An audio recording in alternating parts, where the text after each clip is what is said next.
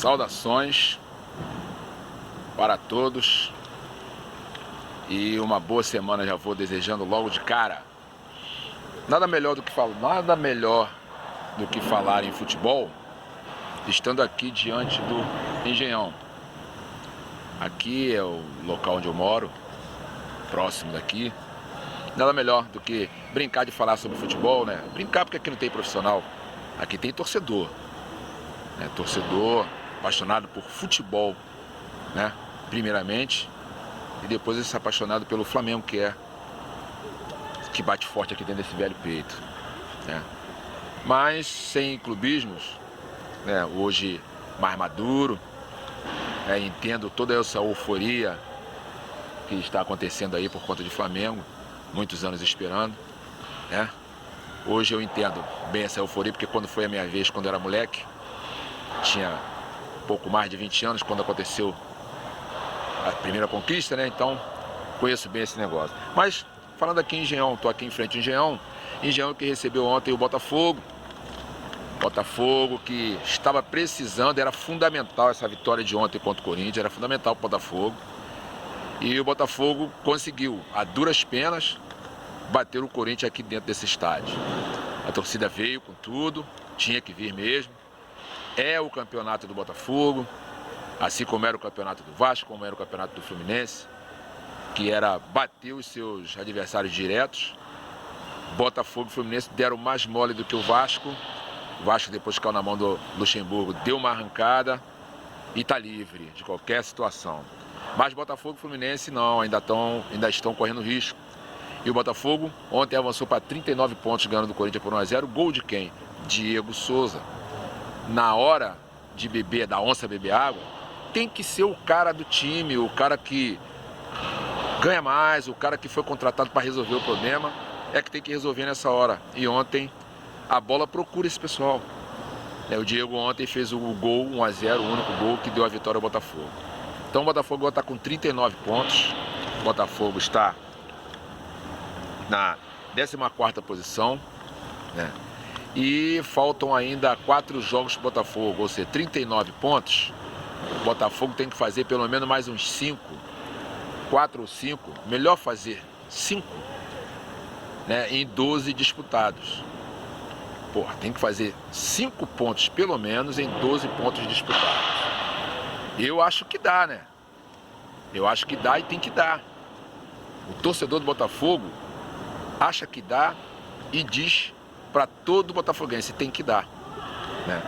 Os próximos jogos do Botafogo são Chapecoense fora, próximo jogo, Internacional em casa, Atlético Mineiro fora e Ceará em casa.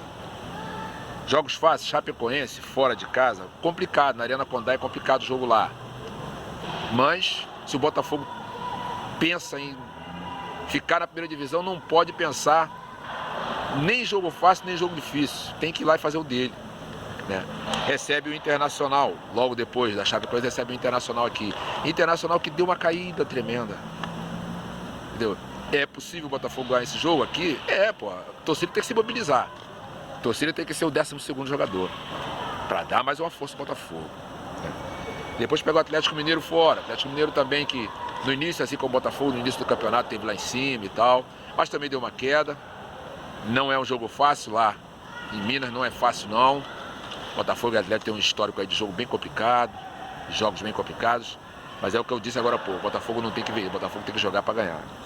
E pega o Ceará aqui, vamos supor que ele ganhe de Internacional e do Ceará, que são os 2 jogos em casa, são 6 pontos, show, acabou a brincadeira, entendeu? Então, os 2 jogos em casa, o Botafogo tem que ganhar, os outros 2 fora, se fizer um pontinho, entendeu? Porque aqui tá é como se fosse uma escala 12/36, tá? Um dia sim, um dia não. Um fora, um em casa, um fora, um em casa.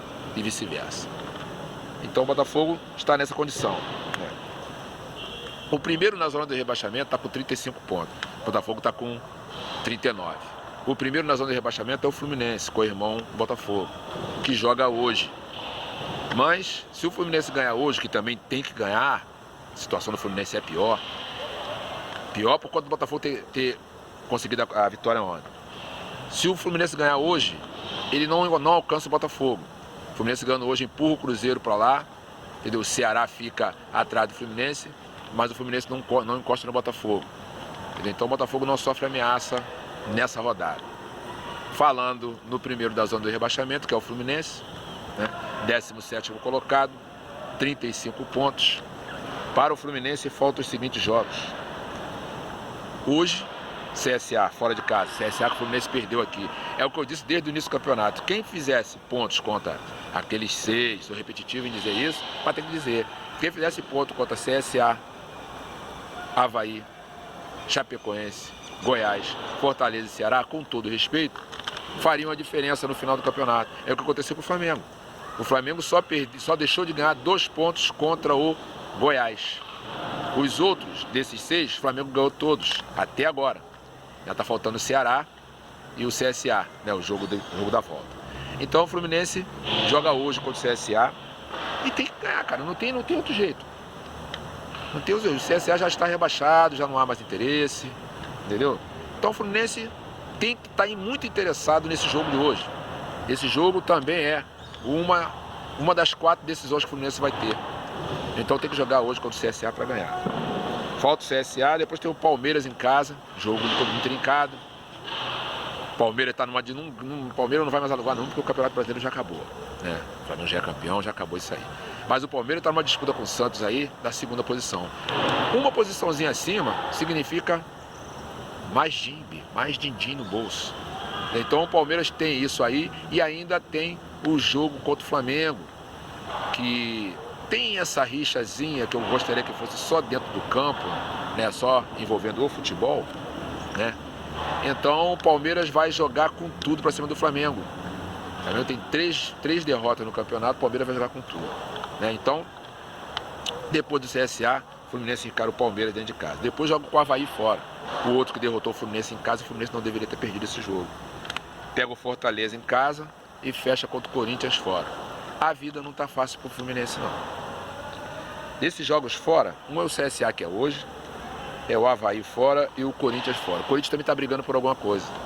Está querendo aí uma pré-libertadores, uma coisa qualquer aí. Eu acho a situação do Fluminense mais complicada do que a do Botafogo, né? Faltam aí 3, 6, 9, 12, 15 pontos. O Fluminense tem 35.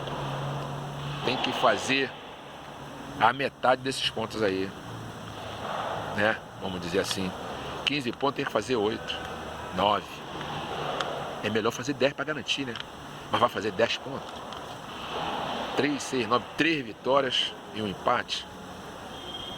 Complicado pra caramba, mas Fluminense e Cruzeiro, eu não sei não. Do jeito que a coisa tá indo aí, tá feia a coisa pra esses dois aí. É o Vasco não. Falando do Vasco, o Vasco tá tranquilo. 44 pontos, tá brigando por outra coisa aí, Sul-Americana. Quando ele chegou, ajeitou a casa, entendeu? Os jogos que faltam pro Vasco aí é São Paulo fora de casa, né? Cruzeiro em casa, Bahia fora e Chapecoense em casa. Fecha em casa contra a Chape. Não há muito o que se escolher não. Aquele negócio, o Vanderlei mesmo já disse que o campeonato do Vasco era permanecer e o Vasco já está dentro, não corre mais risco. Tem que melhorar, entendeu? Tem que contratar. Não vai contratar como tem contratado aí Flamengo, Palmeiras, porque o Vasco ainda não tem essa condição. Mas precisa reforçar para não ficar o tempo todo no Campeonato Brasileiro sofrendo desse jeito aí e fazendo a torcida sofrer.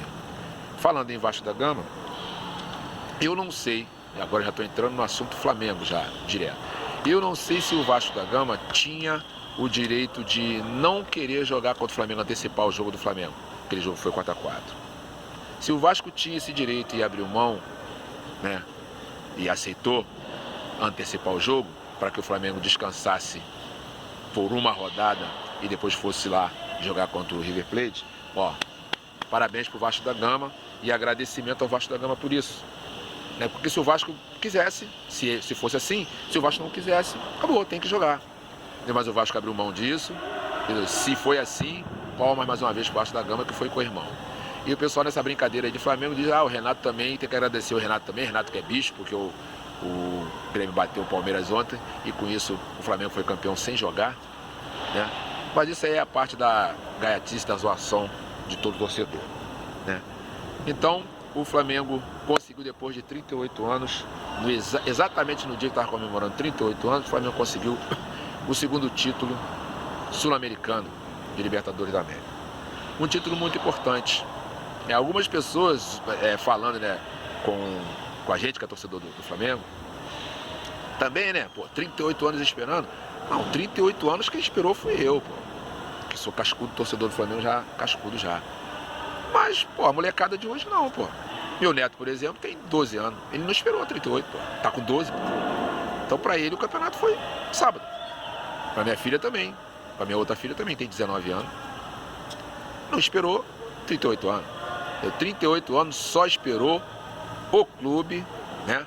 A entidade Flamengo e alguns dirigentes que mais velhos lá, mais velhos do que eu.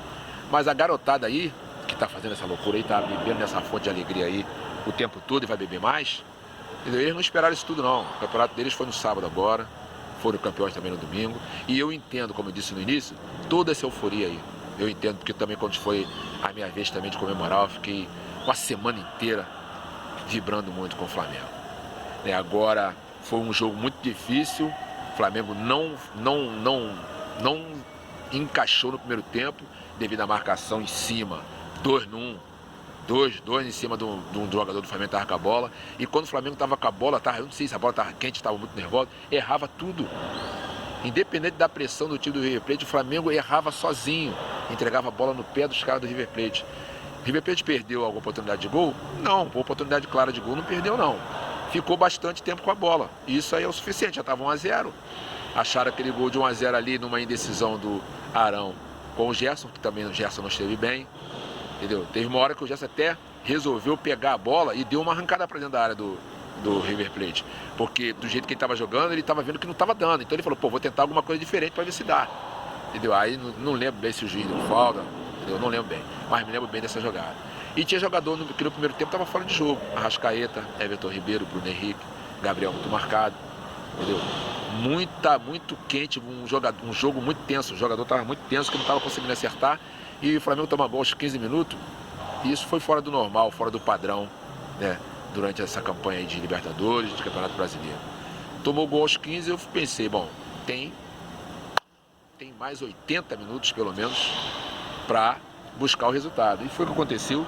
No segundo tempo, esses caras que estavam fora de jogo começaram a jogar. As substituições que o treinador do River Plate fez não surtiram efeito. É fácil falar agora, né? Estavam dizendo que eles cansaram, né? E na verdade, jogar na intensidade que eles estavam jogando no primeiro tempo, não tinha como jogar 2 tempos daquele jeito, né? Mas só depois que os entendidos do futebol falam isso, é que a gente também pega carona nisso e entende que realmente não dá. Eu pensando claramente, não dá para jogar naquela intensidade o tempo todo. Agora o Flamengo tem aí 4 jogos aí para terminar. Eu pego o Ceará na próxima rodada. Ainda tem aí jogos aí contra Santos e Palmeiras. Esse jogo entre Flamengo e Palmeiras vai dar caldo esse negócio aí, por causa de uma série de coisas. E o último jogo contra o Santos, além do CSA.